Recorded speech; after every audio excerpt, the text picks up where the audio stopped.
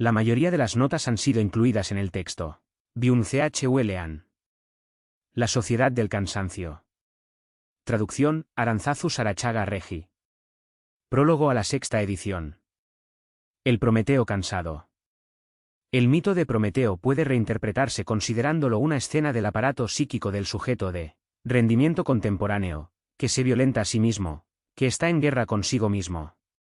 En realidad, el sujeto de rendimiento, que se cree en libertad, se halla tan encadenado como Prometeo.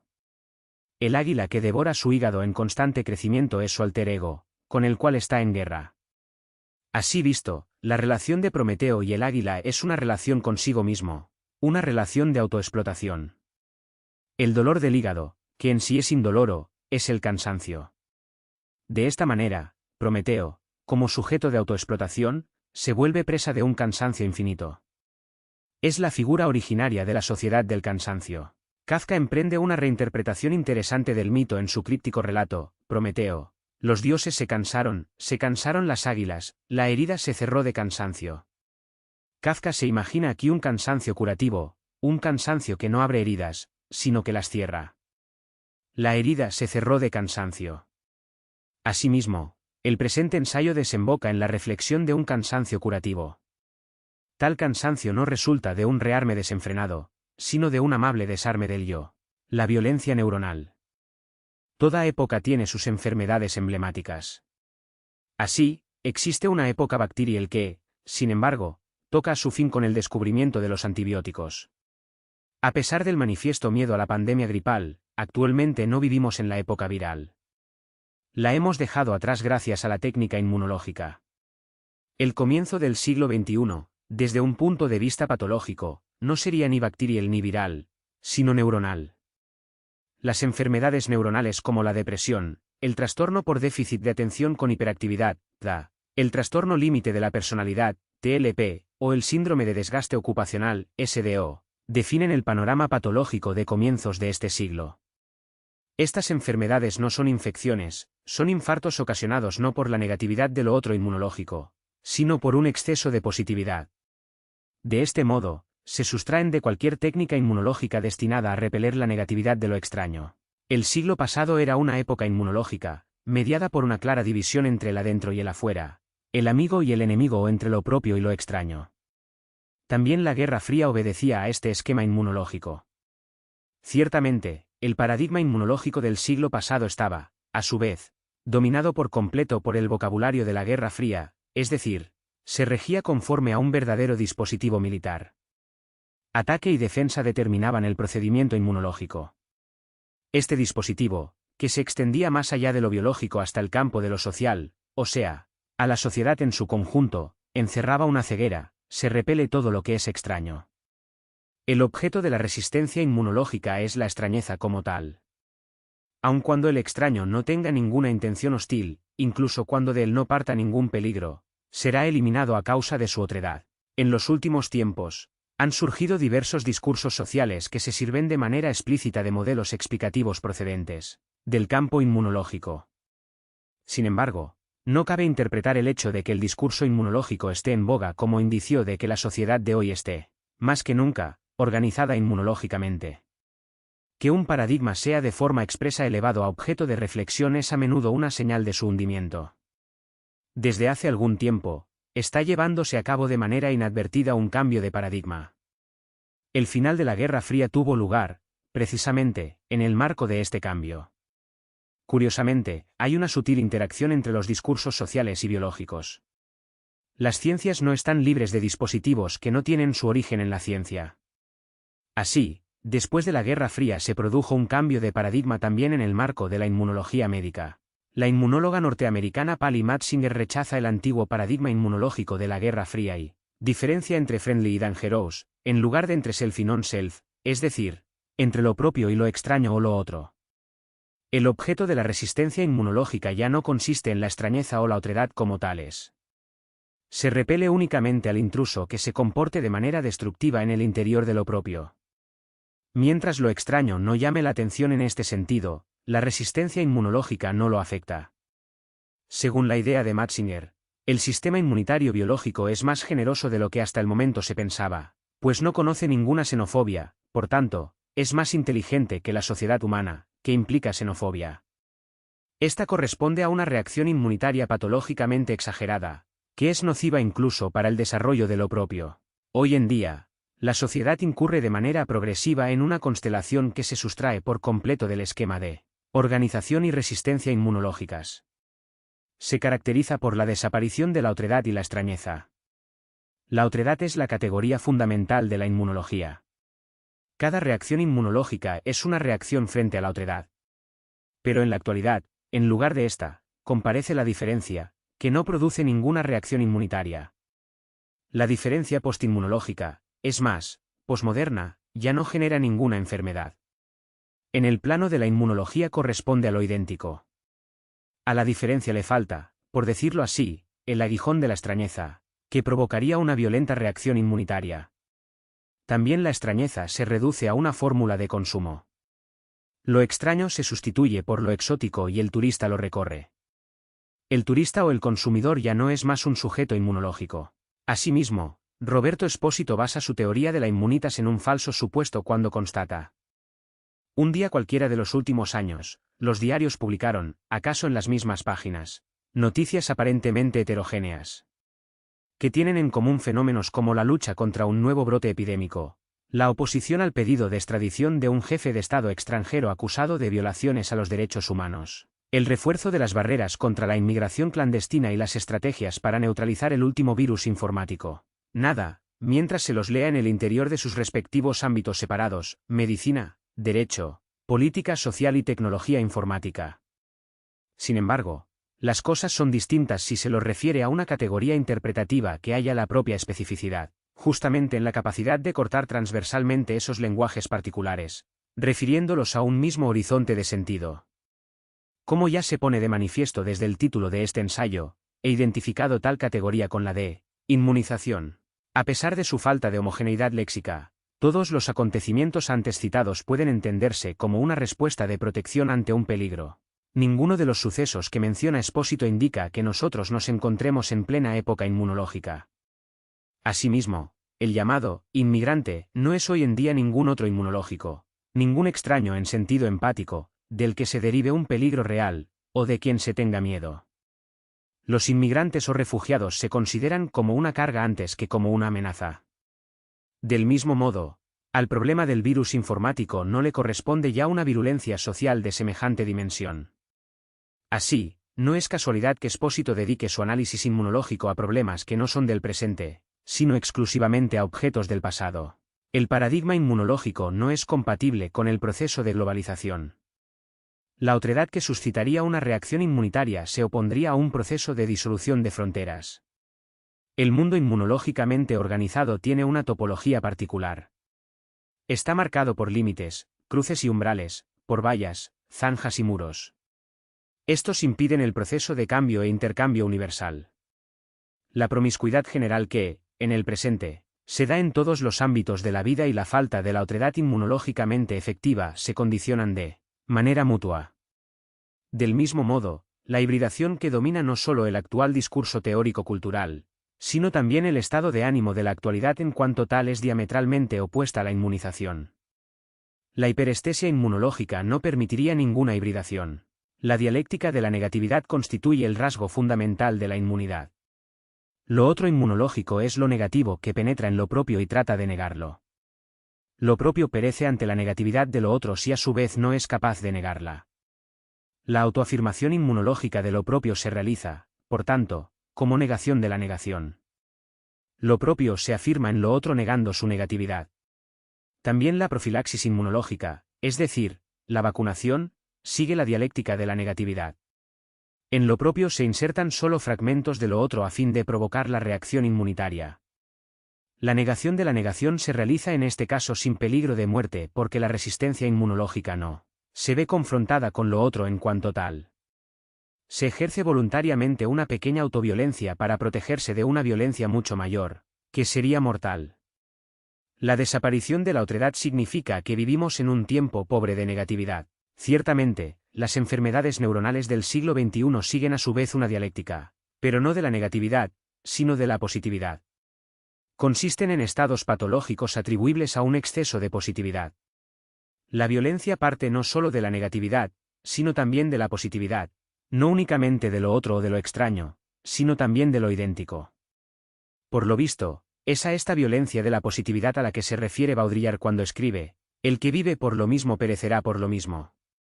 Habla, asimismo, de la obesidad de los sistemas del presente, de los sistemas de información, comunicación y producción. No hay reacción inmunitaria a lo obeso. Baudrillard, sin embargo, describe, y en ello consiste la debilidad de su teoría, el totalitarismo de lo idéntico desde la perspectiva inmunológica. No es casualidad que hoy se hable tanto de inmunidad, de anticuerpo, de trasplante y de rechazo. En una fase de penuria nos preocupamos de absorber y de asimilar. En una fase pletórica el problema consiste en rechazar y en expulsar. La comunicación generalizada y la superinformación amenaza todas las defensas humanas. En un sistema dominado por lo idéntico solo se puede hablar de las defensas del organismo en sentido figurado. La resistencia inmunitaria se dirige siempre contra lo otro o lo extraño en sentido empático.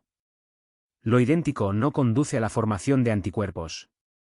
En un sistema dominado por lo idéntico no tiene sentido fortalecer las defensas del organismo. Debemos diferenciar entre el rechazo inmunológico y el no inmunológico.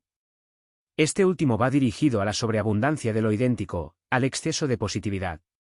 No implica ninguna negatividad y tampoco conforma ninguna exclusión que requiera un espacio interior inmunológico. El rechazo inmunológico, por el contrario, es independiente del quantum porque consiste en una reacción frente a la negatividad de lo otro. El sujeto inmunológico, con su interioridad, repele lo otro, lo expulsa, aun cuando se dé solo en proporciones insignificantes.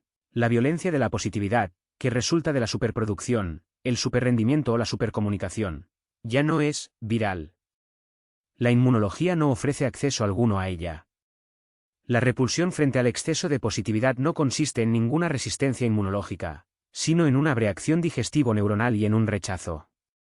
El agotamiento, la fatiga y la asfixia ante la sobreabundancia tampoco son reacciones inmunológicas. Todos ellos consisten en manifestaciones de una violencia neuronal, que no es viral, puesto que no se deriva de ninguna negatividad inmunológica. Por eso, la teoría baudrillardesca sobre la violencia carece de claridad argumentativa, puesto que intenta describir la violencia de la positividad, o mejor dicho, de lo idéntico, que no implica ninguna otredad, desde claves inmunológicas. Así, escribe. Se opone a una forma propiamente contemporánea de violencia, más sutil que la de la agresión. Es la violencia de la disuasión, de la pacificación, de la neutralización, del control, la violencia suave del exterminio. Violencia terapéutica, genética, comunicacional, violencia del consenso. Esta violencia es vírica, en el sentido de que no opera frontalmente sino por contigüidad, por contagio, por reacción en cadena y desde el primer momento atenta contra todo nuestro sistema inmunológico. En el sentido también de que, a diferencia de la violencia negativa, la violencia clásica de lo negativo, esta virulencia opera por exceso de positividad, esto es, por analogía con las células cancerígenas, por proliferación indefinida, por excrecencias y metástasis. Existe una profunda complicidad en la virtualidad y lo vírico. Según la genealogía baudrillardesca de la enemistad, el enemigo aparece en la primera fase como un lobo. Es un enemigo externo, que ataca y contra el cual uno se defiende construyendo fortificaciones y murallas. En la siguiente fase, el enemigo adopta la forma de una rata. Es un enemigo que opera en la clandestinidad y se combate por medios higiénicos. Después de una fase ulterior, la del escarabajo, el enemigo adopta por último una forma viral. El cuarto estadio lo conforman los virus, se mueven, por decirlo así, en la cuarta dimensión. Es mucho más difícil defenderse de los virus, ya que se hallan en el corazón del sistema. Se origina un enemigo fantasma que se extiende sobre todo el planeta, que se infiltra por todas partes, igual que un virus, y que penetra todos los intersticios del poder. La violencia viral parte de aquellas singularidades que se establecen en el sistema a modo de durmientes células terroristas y tratan de destruirlo. El terrorismo como figura principal de la violencia viral consiste, según Baudrillard, en una sublevación de lo singular frente a lo global. La enemistad, incluso en forma viral, sigue el esquema inmunológico. El virus enemigo penetra en el sistema que funciona como un sistema inmunitario y repele al intruso viral. La genealogía de la enemistad no coincide, sin embargo, con la genealogía de la violencia. La violencia de la positividad no presupone ninguna enemistad. Se despliega precisamente en una sociedad permisiva y pacífica. Debido a ello, es menos visible que la violencia viral. Habita el espacio libre de negatividad de lo idéntico, ahí donde no existe ninguna polarización entre amigo y enemigo, entre el adentro y el afuera, o entre lo propio y lo extraño. La positivización del mundo permite la formación de nuevas formas de violencia. Estas no parten de lo otro inmunológico, sino que son inmanentes al sistema mismo. Precisamente en razón de su inmanencia no suscitan la resistencia inmunológica. Aquella violencia neuronal que da lugar a infartos psíquicos consiste en un terror de la inmanencia. Este se diferencia radicalmente de aquel horror que parte de lo extraño en sentido inmunológico. Probablemente, la medusa es el otro inmunológico en su expresión más extrema. Representa una radical otredad que no se puede mirar sin perecer. La violencia neuronal, por el contrario, se sustrae de toda óptica inmunológica, porque carece de negatividad. La violencia de la positividad no es privativa, sino saturativa, no es exclusiva, sino exhaustiva.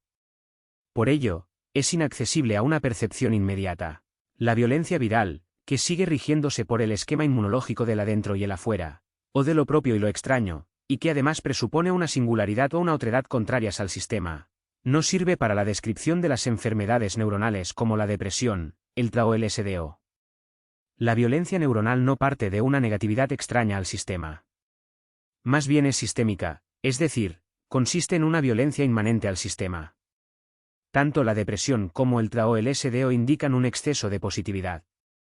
Este último significa el colapso del yo que se funde por un sobrecalentamiento que tiene su origen en la sobreabundancia de lo idéntico. El hiper de la hiperactividad no es ninguna categoría inmunológica.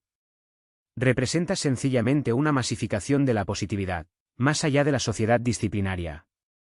La sociedad disciplinaria de Foucault, que consta de hospitales, psiquiátricos, cárceles, cuarteles y fábricas, ya no se corresponde con la sociedad de hoy en día.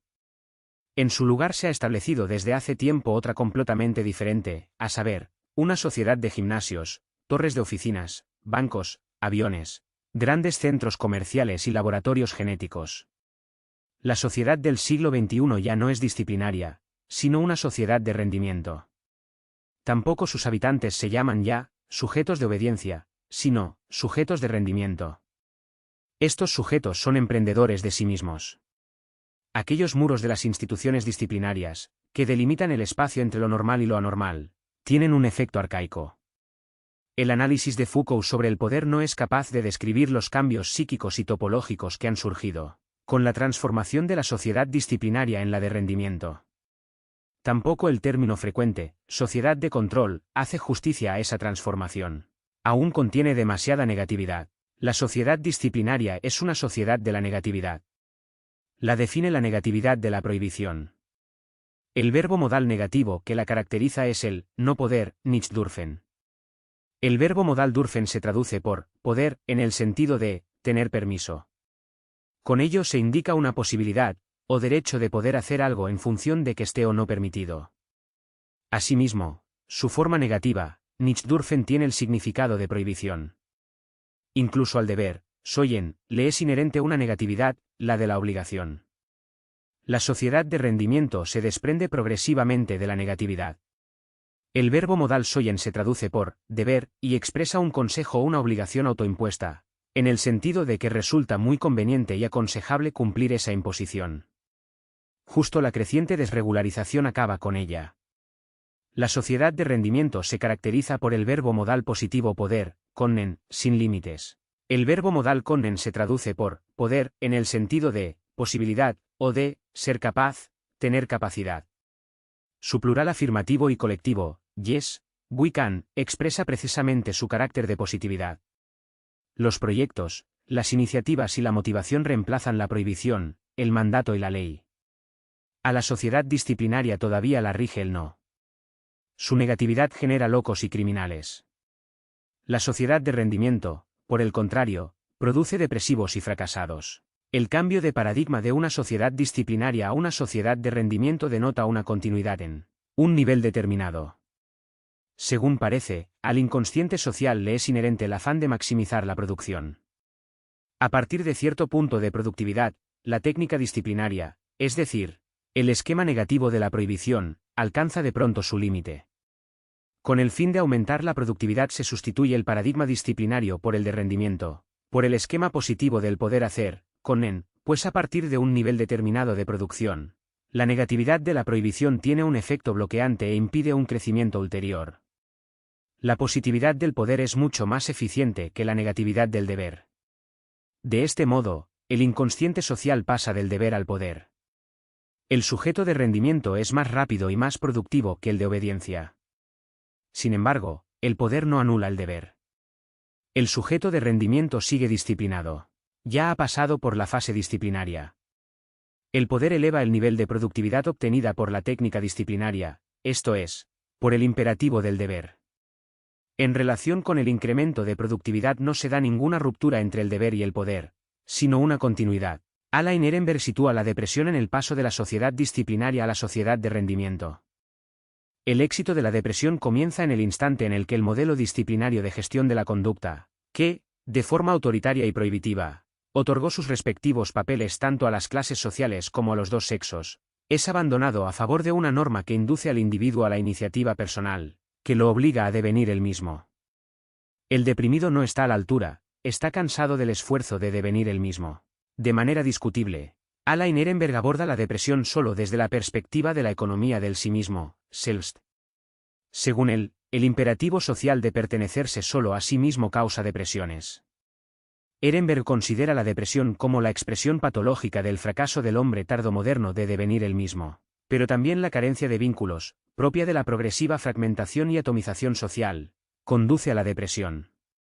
Sin embargo, Ehrenberg no plantea este aspecto de la depresión, es más, pasa por alto asimismo la violencia sistémica inherente a la sociedad de rendimiento, que da origen a infartos psíquicos. Lo que provoca la depresión por agotamiento no es el imperativo de pertenecer solo a sí mismo, sino la presión por el rendimiento. Visto así, el síndrome de desgaste ocupacional no pone de manifiesto un sí mismo agotado, sino más bien un alma agotada, quemada. Según Ehrenberg, la depresión se despliega allí donde el mandato y la prohibición de la sociedad disciplinaria ceden ante la responsabilidad propia y las iniciativas. En realidad, lo que enferma no es el exceso de responsabilidad e iniciativa, sino el imperativo del rendimiento, como nuevo mandato de la sociedad del trabajo tardomoderna. Alain Ehrenberg equipara de manera equívoca el tipo de ser humano contemporáneo con el hombre soberano de Nietzsche, el individuo soberano, semejante a sí mismo, cuya venida anunciaba Nietzsche, está a punto de convertirse en una realidad de masa. Nada hay por encima de él que pueda indicarle quién debe ser, porque se considera el único dueño de sí mismo. Precisamente Nietzsche diría que aquel tipo de ser humano que está a punto de convertirse en una realidad de masa, ya no es ningún superhombre soberano, sino el último hombre que tan solo trabaja. Al nuevo tipo de hombre, indefenso y desprotegido frente al exceso de positividad, le falta toda soberanía.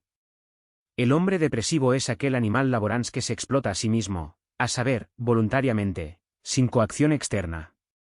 Él es, al mismo tiempo, verdugo y víctima. El sí mismo en sentido empático es todavía una categoría inmunológica.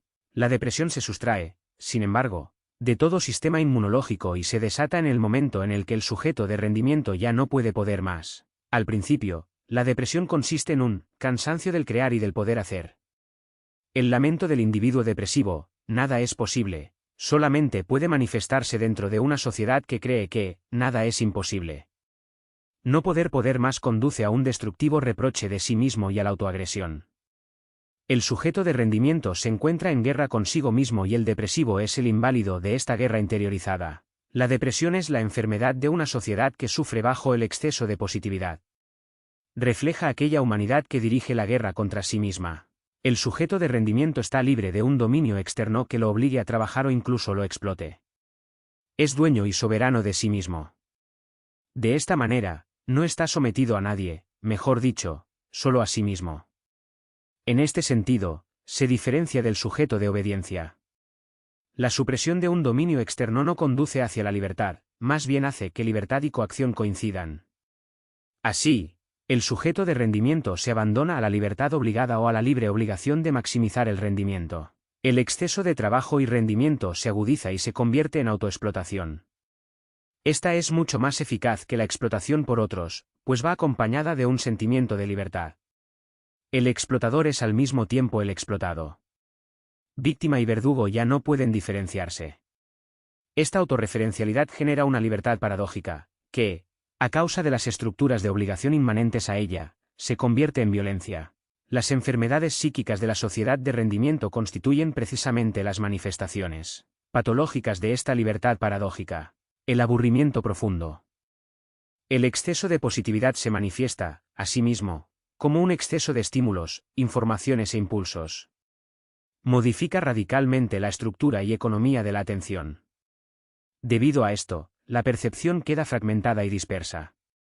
Además, el aumento de carga de trabajo requiere una particular técnica de administración del tiempo y la atención, que a su vez repercute en la estructura de esta última. La técnica de administración del tiempo y la atención multitasking no significa un progreso para la civilización. El multitasking no es una habilidad para la cual esté capacitado únicamente el ser humano tardomoderno de la sociedad del trabajo y la información. Se trata más bien de una regresión. En efecto, el multitasking está ampliamente extendido entre los animales salvajes. Es una técnica de atención imprescindible para la supervivencia en la selva. Un animal ocupado en alimentarse ha de dedicarse, a la vez, a otras tareas. Por ejemplo, ha de mantener a sus enemigos lejos del botín. Debe tener cuidado constantemente de no ser devorado a su vez mientras se alimenta. Al mismo tiempo, tiene que vigilar su descendencia y no perder de vista a sus parejas sexuales. El animal salvaje está obligado a distribuir su atención en diversas actividades. De este modo, no se halla capacitado para una inmersión contemplativa, ni durante la ingestión de alimentos ni durante la cópula. No puede sumergirse de manera contemplativa en lo que tiene enfrente porque al mismo tiempo ha de ocuparse del trasfondo. No solamente el multitasking, sino también actividades como los juegos de ordenadores suscitan una amplia pero superficial atención, parecida al estado de la vigilancia de un animal salvaje. Los recientes desarrollos sociales y el cambio de estructura de la atención provocan que la sociedad humana se acerque cada vez más al salvajismo. Mientras tanto, el acoso laboral, por ejemplo, alcanza dimensiones pandémicas. La preocupación por la buena vida, que implica también una convivencia exitosa, cede progresivamente a una preocupación por la supervivencia. Los logros culturales de la humanidad, a los que pertenece la filosofía, se deben a una atención profunda y contemplativa. La cultura requiere un entorno en el que sea posible una atención profunda. Esta es reemplazada progresivamente por una forma de atención por completo distinta, la hiperatención.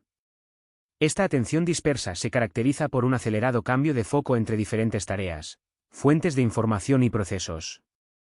Dada, además, su escasa tolerancia al hastío, tampoco admite aquel aburrimiento profundo que sería de cierta importancia para un proceso creativo. Walter Benjamin llama al aburrimiento profundo, el pájaro de sueño que incuba el huevo de la experiencia.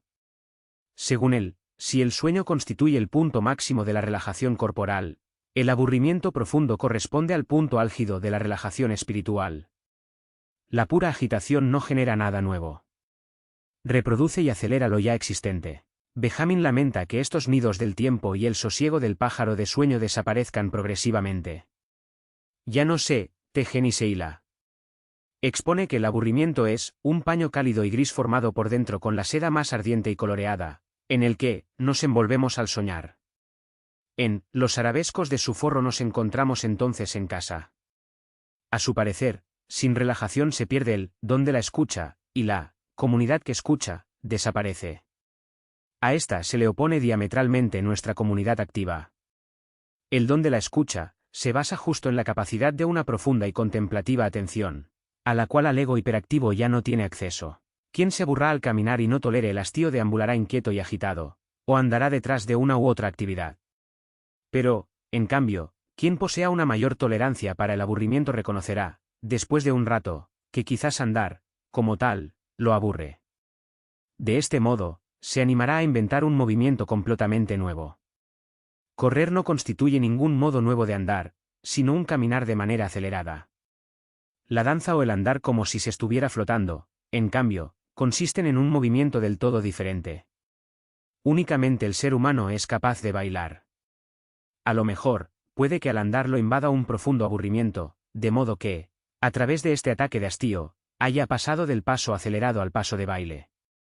En comparación con el andar lineal y rectilíneo, la danza, con sus movimientos llenos de arabescos, es un lujo que se sustrae totalmente del principio de rendimiento.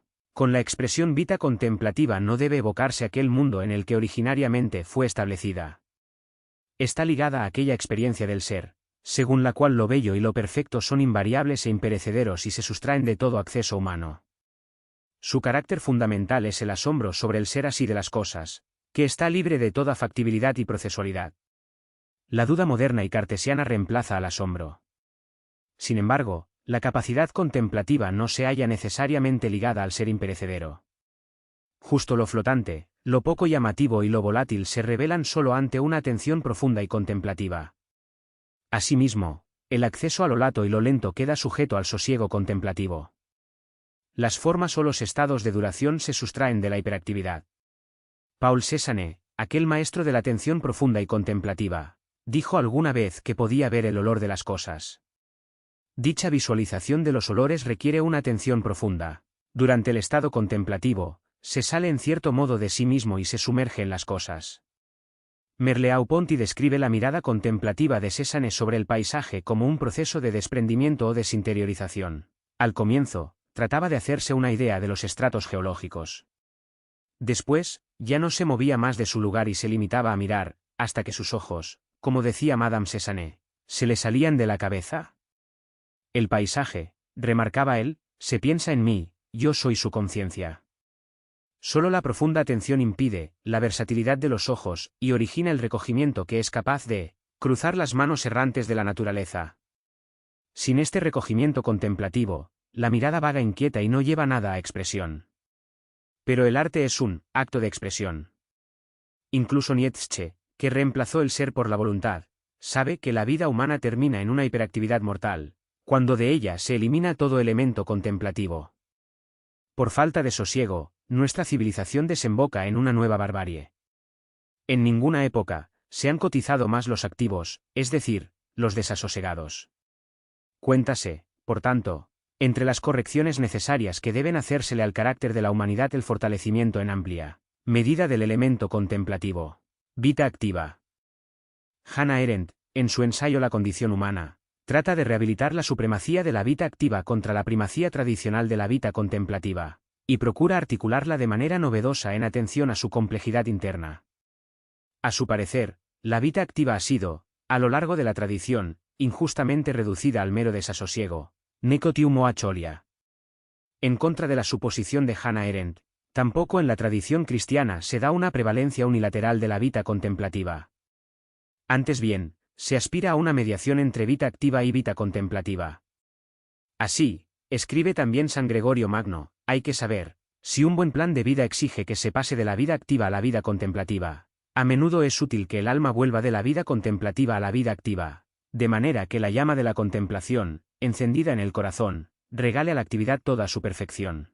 Así, la vida activa nos tiene que llevar a la contemplación, pero a su vez la contemplación ha de partir de lo que hemos contemplado en el interior y llamarnos a volver a la actividad. Ella vincula su nueva definición de la vita activa a la primacía de la acción y al hacerlo se consagra, como su maestro Heidegger, al accionismo heroico.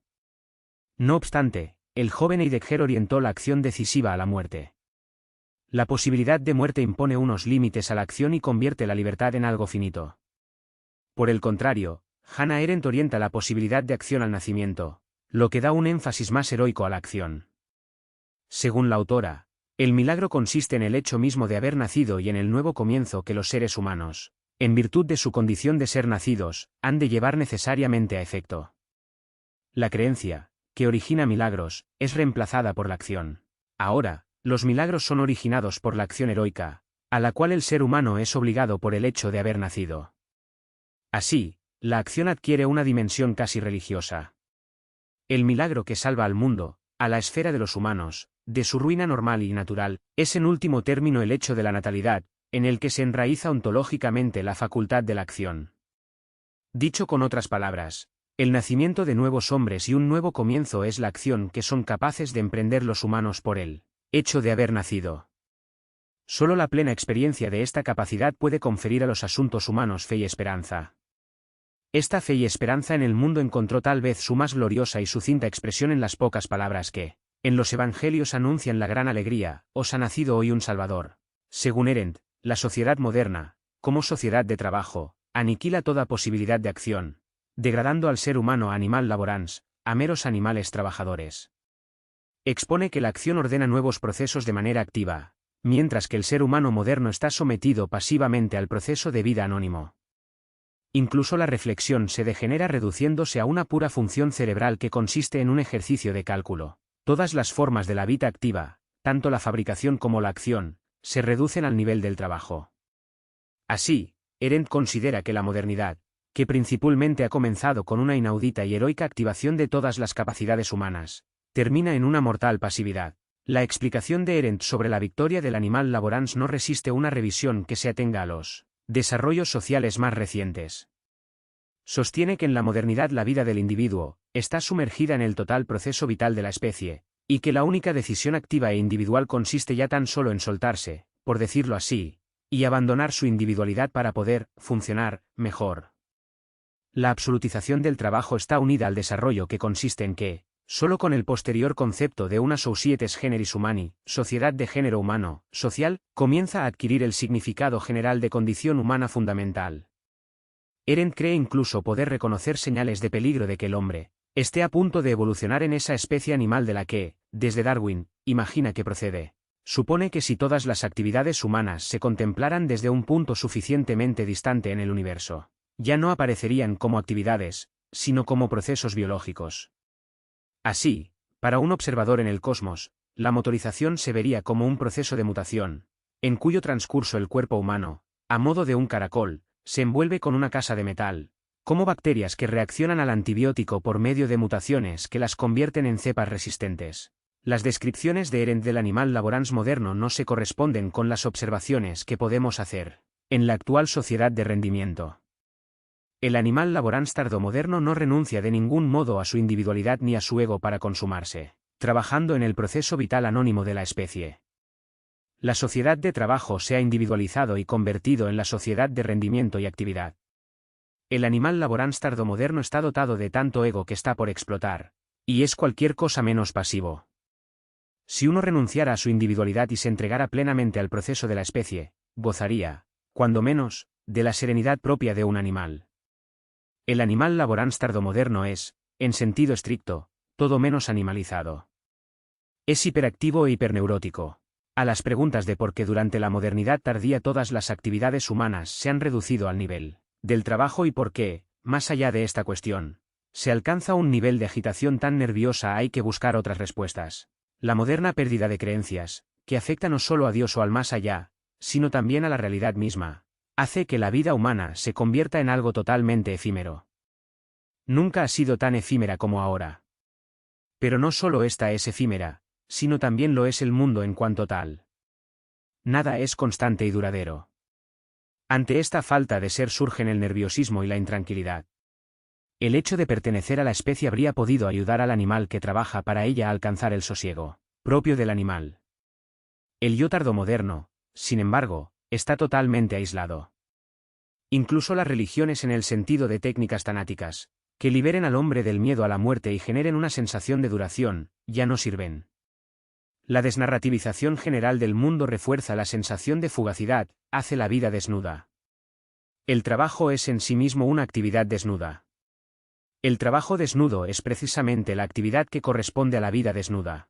El mero trabajo y la nuda vida se condicionan de manera mutua. Ante la falta de una tanatotécnica narrativa nace la obligación de mantener esta nuda vida necesariamente sana. Ya lo dijo Nietzsche, tras la muerte de Dios, la salud se eleva a diosa. Si hubiera un horizonte de sentido que rebasara la vida desnuda, la salud no podría absolutizarse de ese modo. Más desnuda que la vida del Homo sacer es la vida de hoy en día. Un Homo sacer es originalmente alguien que a causa de una infracción ha sido excluido de la sociedad. Se lo puede matar sin ser sancionado por ello. Conforme a Agamben, el Homo sacer representa una vida absolutamente aniquilable. Como Minisacri describe también a los judíos en un campo de concentración, a los presos en Guantánamo, a los sin papeles, a los asilados que en un espacio sin ley esperan su expulsión. o incluso a los enfermos que yacen vegetantes enchufados a los aparatos de la unidad de cuidados intensivos. Si la sociedad de rendimiento tardomoderna nos reduce a todos a la vida desnuda, entonces no solamente los seres humanos al margen de la sociedad o que se hallan en estado de excepción, es decir, no solo los excluidos, sino todos nosotros somos hominisacri, sin excepción. No obstante, estos hominisacri tienen la particularidad de no ser absolutamente aniquilables, sino absolutamente inaniquilables. Son, en cierto modo, muertos vivientes. Aquí, el término sacer no tiene el significado de maldito, sino de sagrado. Ahora, la nuda vida es en sí misma sagrada, de modo que ha de conservarse a toda costa. A la vida desnuda, convertida en algo totalmente efímero, se reacciona justo con mecanismos como la hiperactividad, la histeria del trabajo y la producción. También la actual aceleración está ligada a esa falta de ser. La sociedad de trabajo y rendimiento no es ninguna sociedad libre. Produce nuevas obligaciones. La dialéctica del amo y el esclavo no conduce finalmente a aquella sociedad en la que todo aquel que sea apto para el ocio es un ser libre, sino más bien a una sociedad de trabajo, en la que el amo mismo se ha convertido en esclavo del trabajo. En esta sociedad de obligación, cada cual lleva consigo su campo de trabajos forzados. Y lo particular de este último consiste en que allí se es prisionero y celador, víctima y verdugo, a la vez. Así, uno se explota a sí mismo, haciendo posible la explotación sin dominio. Los seres humanos que padecen depresión, TLP o SDO desarrollan síntomas patentes también en los llamados muselmanner de los campos de concentración. Los muselmanner son los reclusos debilitados y távidos que, como las personas que sufren una depresión aguda, se han vuelto totalmente apáticos y ya no son capaces ni de diferenciar entre el frío físico y la orden del celador. No podemos sustraernos de la sospecha de que el animal laborans tardomoderno afectado por trastornos neuronales correspondería al musulmán, con la diferencia, en todo caso, de que al contrario de este último está bien nutrido y no en pocas ocasiones obeso. El último capítulo de la condición humana de Hannah Arendt trata de la victoria del animal laborans. Frente a este desarrollo social, Arendt no ofrece ninguna alternativa efectiva. Tan solo constata con resignación que la capacidad de acción queda reservada ahora a pocos. Entonces, en las últimas páginas de su libro, hace un llamamiento directo al pensamiento. Según la filósofa, este es el menos perjudicado de aquel desarrollo social negativo. Aunque el futuro del mundo dependa del poder de los hombres en acción y no del pensamiento, este, no obstante, no será irrelevante para el futuro del ser humano, puesto que es la más activa de las actividades de la vida activa y supera a todas las demás en su puro ser activo. De esta manera, Hannah Arendt concluye su libro con las siguientes palabras. Quien tiene cualquier experiencia en esta materia sabe la razón que asistía a Catón cuando dijo, Numwam se plus egire quam nihil cum ageret, numwam minus solum esi quam cum soules eset. Nunca está nadie más activo que cuando no hace nada, nunca está menos solo que cuando está consigo mismo. Estas líneas finales parecen un recurso de emergencia. ¿Qué puede hacer este pensamiento puro, en el cual, la experiencia de ser activo, se pronuncia de la manera más pura? Pues precisamente el énfasis de ser activo tiene mucho en común con la hiperactividad y la histeria del sujeto, de rendimiento tardomoderno. También la cita de Catón, con la que Hannah Arendt concluye su libro, parece un tanto impropia, puesto que a ella remite originariamente Cicerón en su Tratado de República. En el pasaje citado por Arendt, Cicerón incita a sus lectores a apartarse del foro y del jaleo de la multitud, y retirarse a la soledad de una vida contemplativa. Así, enseguida después de haber citado a Catón, Cicerón elogia propiamente la vida contemplativa. Según él, la vida contemplativa, y no la vida activa, convierte al hombre en aquello que en un principio debe ser. Arendt hace de ello un elogio de la vida activa. Asimismo, la soledad de la vida contemplativa de la que habla Catón no es compatible sin más con el poder de los hombres en acción, que evoca Arendt una y otra vez. Por ende, al final de su tratado La condición humana, Arendt habla en favor de la vida contemplativa sin pretenderlo. No se percata de que precisamente la pérdida de la capacidad contemplativa, que, y no en último término, está vinculada a la absolutización de la vida activa, es corresponsable de la histeria y el nerviosismo de la moderna sociedad activa. Pedagogía del mirar. La vida contemplativa presupone una particular pedagogía del mirar. En el ocaso de los dioses, Nietzsche formula 3 tareas por las que se requieren educadores: hay que aprender a mirar, a pensar y a hablar y escribir. El objetivo de este aprender es, según Nietzsche, la Cultura superior. Aprender a mirar significa acostumbrar el ojo a mirar con calma y con paciencia, a dejar que las cosas se acerquen al ojo, es decir, educar el ojo para una profunda y contemplativa atención, para una mirada larga y pausada. Este aprender a mirar constituye la primera enseñanza preliminar para la espiritualidad. Según Nietzsche, uno tiene que aprender a no responder inmediatamente a un impulso, sino a controlar los instintos que inhiben y ponen término a las cosas. La vileza y la infamia consisten en la incapacidad de oponer resistencia a un impulso, de oponerle un no. Reaccionar inmediatamente y a cada impulso es, al parecer de Nietzsche, en sí ya una enfermedad, un declive, un síntoma del agotamiento. Aquí, Nietzsche no formula otra cosa que la necesidad de la revitalización de la vida contemplativa. Esta no consiste en un abrirse pasivo, que diga sí a todo lo que viene y a todo lo que sucede. Antes bien, opone resistencia a los impulsos atosigantes que se imponen. En lugar de exponer la mirada a merced de los impulsos externos, la guía con soberanía. En cuanto a acción que dice no y es soberana, la vida contemplativa es más activa que cualquier hiperactividad, pues esta última representa precisamente un síntoma del agotamiento espiritual. La dialéctica del ser activo, que a Arendt se le escapa, consiste en que la hiperactiva agudización de la actividad transforma esta última en una hiperpasividad, estado en el cual uno sigue sin oponer resistencia a cualquier impulso e instinto. En lugar de llevar a la libertad, origina nuevas obligaciones. Es una ilusión pensar que cuanto más activo uno se vuelva, más libre se es. Sin esos instintos que ponen término, la acción se dispersa convirtiéndose en un agitado e hiperactivo reaccionar y abreaccionar. La pura actividad solo prolonga lo ya existente. Una verdadera vuelta hacia lo otro requiere la negatividad de la interrupción.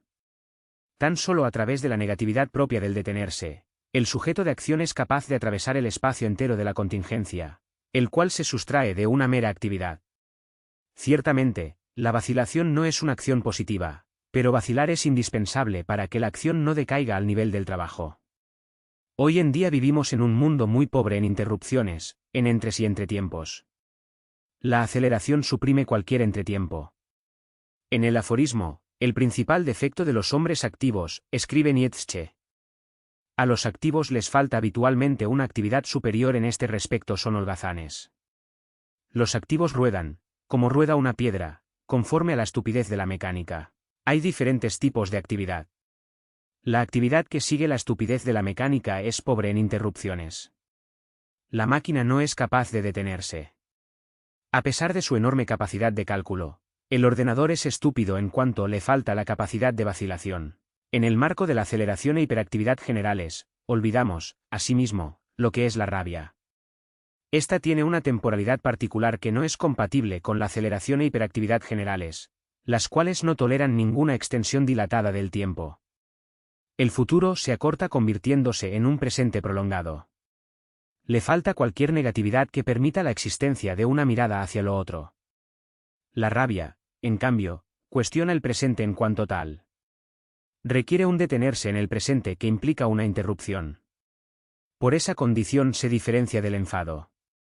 La dispersión general que caracteriza la sociedad actual no permite que se desplieguen el énfasis y tampoco la energía de la rabia. La rabia es una facultad capaz de interrumpir un estado y posibilitar que comience uno nuevo. Actualmente, cada vez más deja paso al enfado y al estado enervado, que no abren la posibilidad a ningún tipo de cambio decisivo. Así, uno se enfada incluso de cara a lo inevitable. El enfado es para la rabia lo que el temor para el miedo. A diferencia del temor, dirigido a un determinado objeto, el miedo se refiere al ser como tal. Comprende y quebranta toda la existencia, Dasein. Tampoco la rabia se refiere a un determinado estado de cosas. Niega el todo en su conjunto. En ello consiste su energía de negatividad. Representa un estado de excepción. La creciente positivización del mundo hace que éste se vuelva pobre en estados de excepción. Agamben pasa por alto esta creciente positividad.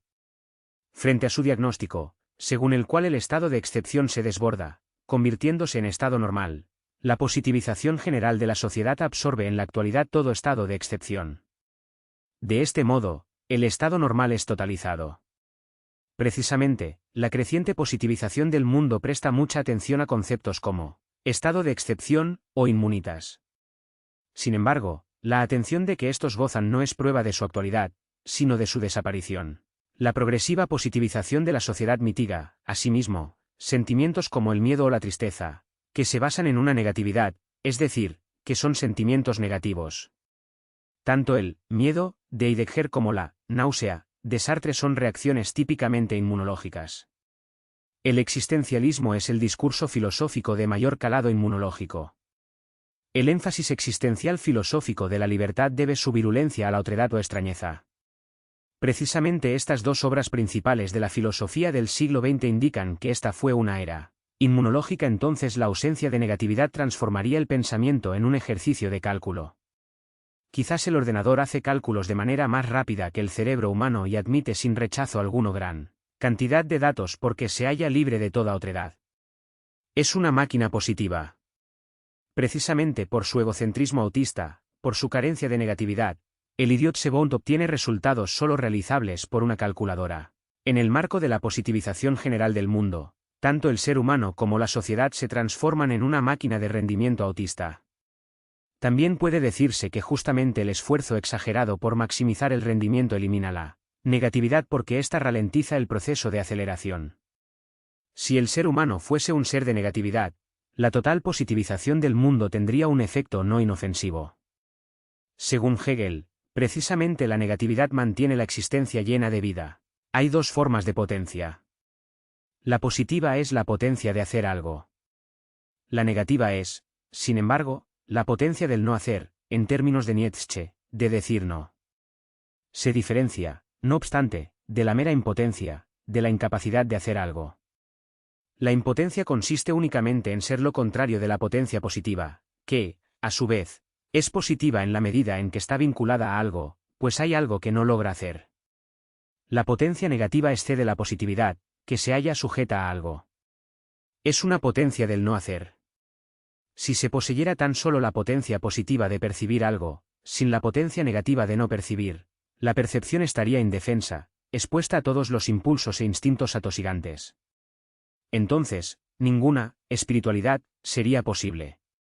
Si solo se poseyera la potencia de hacer algo, pero ninguna potencia de no hacer, entonces se caería en una hiperactividad mortal. Si solamente se tuviera la potencia de pensar algo, el pensamiento se dispersaría en la hilera infinita de objetos. La reflexión sería imposible, porque la potencia positiva, el exceso de positividad, permite tan solo el seguir pensando. La negatividad del no. Nichtzu es, asimismo, un rasgo característico de la contemplación. En el idioma alemán, la fórmula sustantivada del Nichtzu precede a un verbo cualquiera en infinitivo cuando se quiere expresar su negación, es el equivalente del inglés not to. Puesto que en castellano la negación de un verbo no precisa de ninguna preposición como zu o to, en la presente traducción se han añadido en su lugar los puntos suspensivos. El significado del no estriba en la negación de cualquier verbo / acción, en definitiva, en la ausencia de toda actividad. En la meditación zen, por ejemplo, se intenta alcanzar la pura negatividad del no, es decir, el vacío, liberándose del algo atosigante que se impone.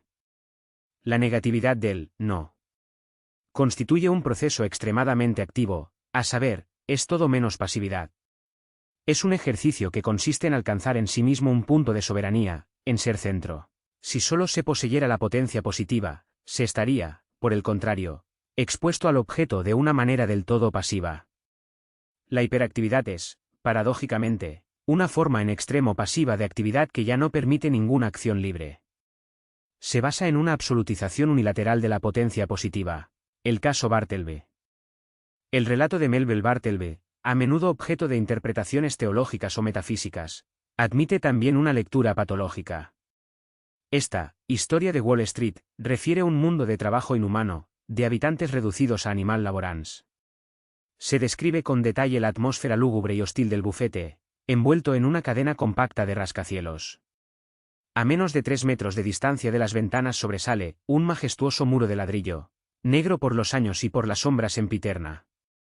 Al despacho, que se parece a una cisterna, le falta vida, deficient in what landscape painters call life. La melancolía y la aflicción, temas recurrentes del relato, configuran la tonalidad fundamental. Todos los asistentes del abogado sufren trastornos neuróticos. Terky, por ejemplo, se ve arrastrado por una extraña temeridad fogosa, aturullada y desenfrenada de actividad, a estrange, inflammed, flared, flighty recklessness of activity. Al ayudante Nippers, marcado por una ambición exagerada, lo atormenta un psicosomático trastorno digestivo. Durante el trabajo, rechina los dientes y constantemente suelta sapos y culebras. Con su irritabilidad e hiperactividad, estos dos forman el polo opuesto a Bartleby, que enmudece y se queda petrificado. Bartleby desarrolla síntomas que serían característicos de la neurastenia. Visto así, su fórmula, I would prefer not to, preferiría no expresa ni la potencia negativa del no. Nicht zu, y tampoco el instinto que inhibe y que sería esencial para la espiritualidad. Antes bien, representa la falta de iniciativa y apatía que acaban con la vida de Bartleby. La sociedad que describe Melville es todavía una sociedad disciplinaria. Así, en todo el relato abundan los muros y paredes, los elementos de una arquitectura propia de dicha sociedad. Pues Bartleby es una historia de Wall Street. El muro, wall, es una de las palabras más repetidas en el relato. A menudo, se habla de Dead Wall. Al día siguiente noté que Bartleby no hacía más que mirar por la ventana. En su sueño frente a la pared, el mismo Bartleby trabaja detrás de un tabique y mira ausente hacia la Dead Brick Wall. El muro está asociado siempre a la muerte. Como representante de la sociedad disciplinaria aparece también, no en último término, el motivo, recurrente en Melville, de la prisión con sus muros monumentales, que llama tombs. Ahí, toda vida está extinguida. También Bartleby aterriza en las tombs y muere en total aislamiento y soledad. Él representa aún un sujeto de obediencia. Todavía no desarrolla los síntomas de la depresión característica de la sociedad de rendimiento tardomoderna. El sentimiento de insuficiencia e inferioridad o el miedo al fracaso no forman parte de la vida emocional de Bartleby. No conoce ni los reproches a sí mismo ni la autoagresión. No se ve confrontado con el imperativo de ser el mismo, signo característico de la sociedad de rendimiento tardomoderna. Bartleby no naufraga ante el proyecto de ser yo. La monótona transcripción, única actividad que ha de llevar a cabo, no le permite ninguna libertad de acción que hiciera necesario o posible desarrollar iniciativa propia. Lo que a Bartleby lo enferma no es el exceso de positividad o posibilidad, no lleva el lastre del imperativo tardomoderno de dejar que comience el yo mismo. Transcribir es precisamente una actividad que no permite ninguna iniciativa. Bartleby, que vive aún en la sociedad de convenciones e instituciones, no conoce el superagotamiento del yo que conduce a un depresivo cansancio del yo. La interpretación ontoteológica de Agamben sobre Bartleby, que pasa por alto todo aspecto patológico, fracasa ya ante los hechos narrativos. Tampoco tiene en cuenta el giro estructural psíquico de la actualidad. Agamben eleva a Bartleby, de manera discutible, a una figura metafísica de la pura potencia. A esta constelación filosófica pertenece Bartleby, el escriba. Como escriba que ha dejado de escribir es la figura extrema de la nada de la que procede toda creación y, al mismo tiempo, la más implacable reivindicación de esta nada como potencia pura y absoluta. El escribiente se ha convertido en la tablilla de escribir, ya no es nada más que la hoja de papel en blanco. Bartleby personifica, por tanto, el espíritu, el ser de pura potencia, al que remite la tablilla en blanco, sobre la que todavía no hay nada escrito.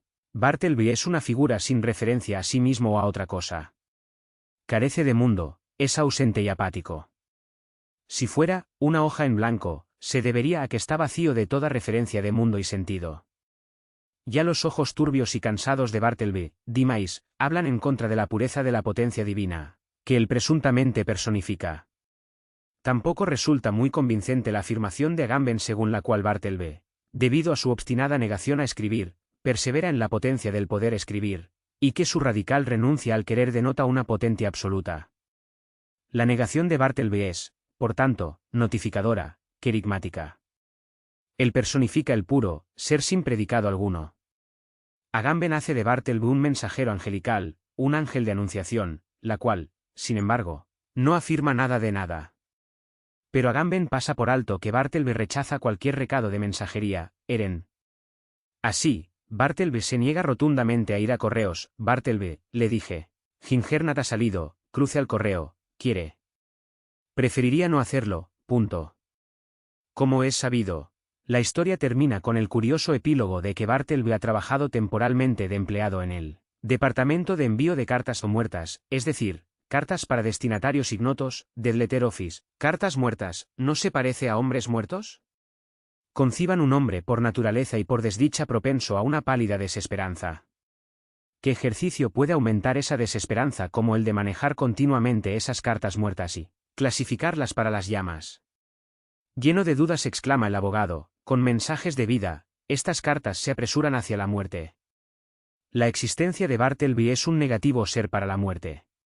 Con esta negatividad no va conforme la interpretación ontoteológica de Agamben, que eleva a Bartleby a anunciador de una segunda creación, de una descreación, que disuelve el límite entre lo que ha sido y lo que no ha sido, entre el ser y la nada. Si bien es verdad que Melville deja brotar un diminuto germen de vida en medio de las Tombs, ante la masiva pérdida de esperanza y la arrolladora presencia de la muerte, el pequeño trozo de césped encarcelado, imprisoned turf, pone de relieve aún más la negatividad del imperio de la muerte.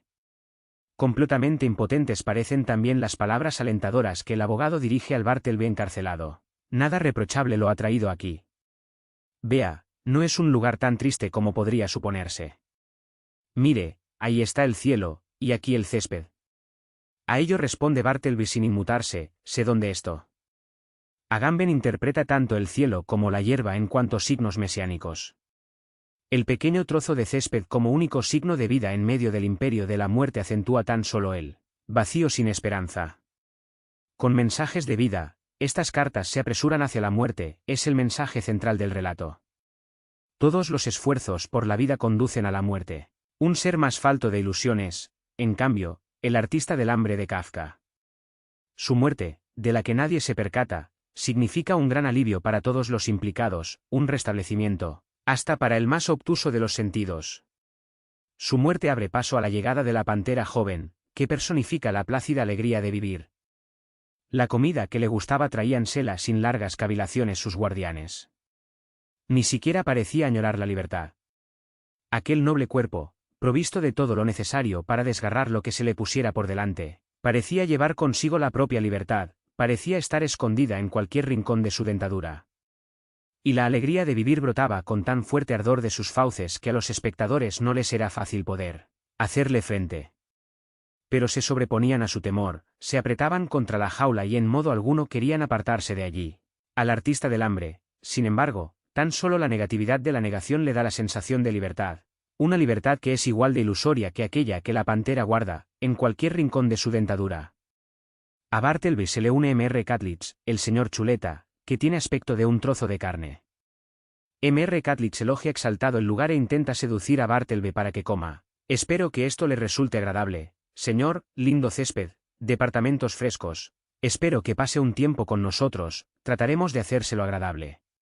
¿Qué quiere cenar hoy?, denomina él, cansancio que separa, los dos estábamos cayendo ya, cada uno por su lado, cada uno a su cansancio más propio y particular, no al nuestro, sino al mío de aquí y al tuyo de allá. Este cansancio que separa tormenta, con la incapacidad de mirar y con la mudez. Solamente el yo llena por completo el campo visual. No, no le hubiera podido decir, estoy cansado de ti, ni siquiera un simple cansado. Lo que como grito común, tal vez nos hubiera podido liberar de nuestros infiernos particulares, estos cansancios nos quemaban la capacidad de hablar, el alma. Estos cansancios son violencia, porque destruyen toda comunidad, toda cercanía, incluso el mismo lenguaje. Aquel tipo de cansancio, sin habla, como tenía que seguir siendo, forzaba a la violencia. Esta tal vez se manifestaba solo en la mirada que deformaba al otro. Hanke contrapone el cansancio elocuente, capaz de mirar y reconciliar, al cansancio sin habla, sin mirada y que separa. El cansancio como un, más del yo aminorado, abre un entre, al aflojar el constreñimiento del yo. No solamente veo lo otro, sino que también lo soy, y, lo otro es al mismo tiempo yo.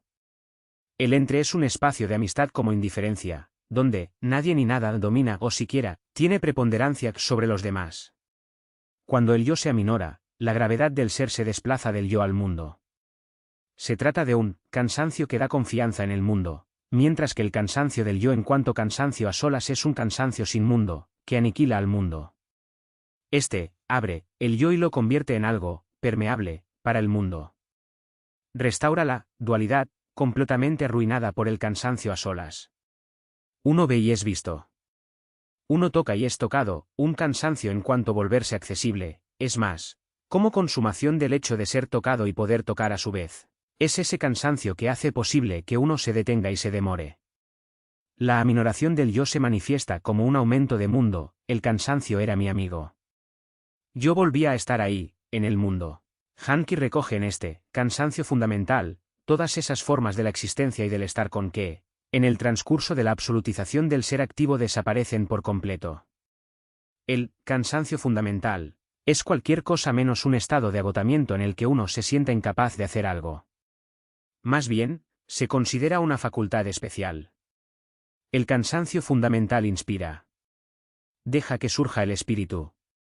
La inspiración del cansancio se refiere al no hacer, una oda de Píndaro a un cansado en lugar de a un vencedor. A la comunidad de Pentecostés recibiendo al Espíritu Santo, a todos los apóstoles, me la imagino cansada. La inspiración del cansado dice menos lo que hay que hacer que lo que hay que dejar. El cansancio permite al hombre un sosiego especial, un no hacer sosegado. No consiste en un estado en que se agoten todos los sentidos. En él despierta, más bien, una visibilidad especial. Así, Hanki habla de un cansancio despierto. Permite el acceso a una atención totalmente diferente, de formas lentas y duraderas que se sustraen de la rápida y breve hiperatención. El cansancio articulaba la maraña habitual, gracias al ritmo del cansancio, en beneficio de la forma, hasta donde alcanzaban los ojos. Cada forma es lenta. Cada forma es un rodeo. La economía de la eficiencia y de la aceleración la conducen a la desaparición. Hanki eleva el cansancio profundo incluso a una forma de salvación, esto es, a una forma de rejuvenecimiento. El cansancio devuelve el asombro al mundo. Ulises, cansado, ganó el amor de Nausicaa. El cansancio te rejuvenece, te da una juventud que nunca has tenido. Todo en la calma del cansancio se hace sorprendente. A la mano que trabaja y coge Hanki le contrapone la mano juguetona, que ya no coge de manera decidida, y todas las noches, aquí, en Linares he estado contemplando cómo se iban cansando los muchachos, ningún afán ya. Las manos no cogen nada, tan solo juegan. El cansancio profundo afloja la atadura de la identidad. Las cosas brillan, relucen y vibran en sus cantos. Se vuelven más imprecisas, más permeables y acaso pierden algo en determinación. Esta especial indiferencia les concede un aura de la cordialidad. Se suprime la rígida delimitación que divide a unos de otros. La cosa en este cansancio fundamental no aparece nunca sola para sí, sino siempre junto con otras, y aunque solo pocas cosas, al fin y al cabo todo está junto. Este cansancio funda una profunda cordialidad y hace posible la concepción de una comunidad que no precise pertenencia ni parentesco. Los hombres y las cosas se muestran unidos por un cordial, y Hanki ve esta colectividad singular, esta colectividad de singularidades modelada en un bodegón holandés. Tengo para el todo en uno una imagen, aquellas naturalezas muertas, generalmente holandesas y del siglo XVII, en las que aparecen flores, en estas, de forma que parecen seres vivos, hay un escarabajo, aquí un caracol, allí una abeja, allí una mariposa y, aunque quizás ninguno de ellos tiene idea de la presencia del otro, en este momento, están todos juntos. El cansancio de Hanki no es ningún cansancio del yo, no es ningún cansancio del yo agotado, sino que lo llama un cansancio del nosotros. En este caso, yo no estoy cansado de ti, sino, como dice Hanki, te estoy cansado. De este modo estábamos sentados, recuerdo que siempre fuera, al sol de las primeras horas de la tarde, y, hablando o callados, disfrutábamos del cansancio común. Una nube de cansancio, un cansancio etéreo nos unía entonces. El cansancio del agotamiento es un cansancio de la potencia positiva. Incapacita para hacer algo. El cansancio que inspira es un cansancio de la potencia negativa, esto es, del no. Nichtzu. También el Sabbat, que originariamente significa finalizar con, es un día del no, un día libre de todo para que, umzu, dicho con Heidegger, de todo cuidado. Se trata de un entretiempo. Dios, después de la creación, declaró el séptimo día sagrado. Sagrado no es, por tanto, el día del para qué, sino el del no, un día en el que se hace posible el uso de lo inutilizable. Es el día del cansancio. El entretiempo es un tiempo sin trabajo, un tiempo de juego, que se diferencia a sí mismo del tiempo de Heidegger, que esencialmente es un tiempo de cuidado y trabajo. Handke describe este entretiempo como un tiempo de paz. El cansancio desarma. En la larga y pausada mirada del cansado, la determinación deja paso a un sosiego. El entretiempo es un tiempo de la indiferencia como cordialidad. Estoy hablando aquí del cansancio en la paz, en el intervalo. Y en aquellas horas había paz. Y lo sorprendente es que allí mi cansancio parecía contribuir a aquella paz temporal, amansando, suavizando con su mirada cualquier intento de gesto de violencia, de pelea o siquiera de actuación poco cordial. Handke esboza una inmanente religión del cansancio. El cansancio fundamental suprime el aislamiento egológico y funda una comunidad que no necesita ningún parentesco. En ella despierta un compás especial, que conduce a una concordancia, una cercanía, una vecindad sin necesidad de vínculos familiares ni funcionales, un cierto cansado, a modo de otro Orfeo en torno al cual se unen los animales más feroces y al final pueden estar cansados con él. El cansancio les da el compás a los solitarios distraídos. Tanto la ética de Kant como la de Levinas están inmunológicamente estructuradas. Así, el sujeto moral de Kant se ejercita en la tolerancia, que representa una categoría genuinamente inmunológica. Pues lo que se tolera es la otredad. La ética de Kant es una ética de la negatividad, que Hegel lleva a la culminación con su teoría del reconocimiento. Por el contrario, Levinas lleva al punto cero la tolerancia inmunitaria del yo. De esta manera, el yo queda expuesto a aquella violencia que parte de lo otro y cuestiona por completo al yo. El énfasis de lo totalmente otro concede a la ética de Levinas un carácter inmunológico. Aquella comunidad de Pentecostés, que inspira el no hacer, se opone a la sociedad activa. Handke se la imagina, cansada sin excepción. Consiste en una sociedad de los cansados en sentido especial.